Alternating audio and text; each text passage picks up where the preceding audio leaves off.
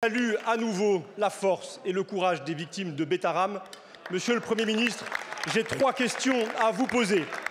Quelles mesures avez-vous prises après avoir reçu en 1996, alors que vous étiez ministre de l'Éducation nationale, un rapport d'inspection sur Betaram faisant état de châtiments corporels et de problèmes dans la conception de la discipline dans l'établissement? Démentez-vous le juge Mirande qui affirme vous avoir reçu à votre demande en 1998 pour évoquer, avant sa libération, la situation du père Caricart, un des violeurs en série de Betaram?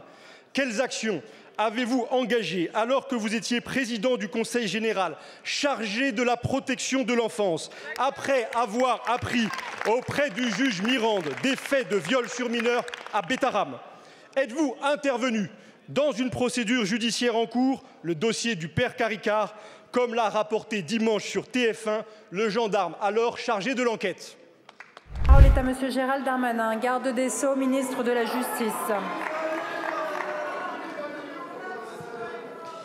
Merci Madame la Présidente, Mesdames et Messieurs les députés. Monsieur le député, il me semble que le Premier ministre a répondu à toutes vos questions lorsqu'il a répondu à votre collègue Capdevielle, et je voudrais évidemment, comme vous, avoir une pensée, comme on a pu le faire la semaine dernière, évidemment pour toutes les victimes qui, bien sûr, attendent justice. Monsieur le Premier ministre, le pays attend des réponses et vous faites le choix irresponsable du déni et du silence.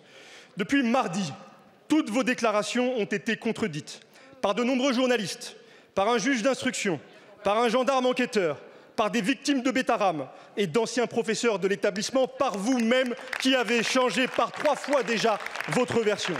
Vos mensonges, relayés par une partie du gouvernement, ont transformé l'une des plus graves affaires pédocriminelles qu'ait connue notre pays en un mensonge d'État, en une affaire d'État.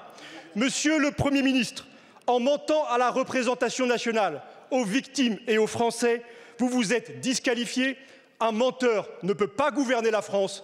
Démissionnez.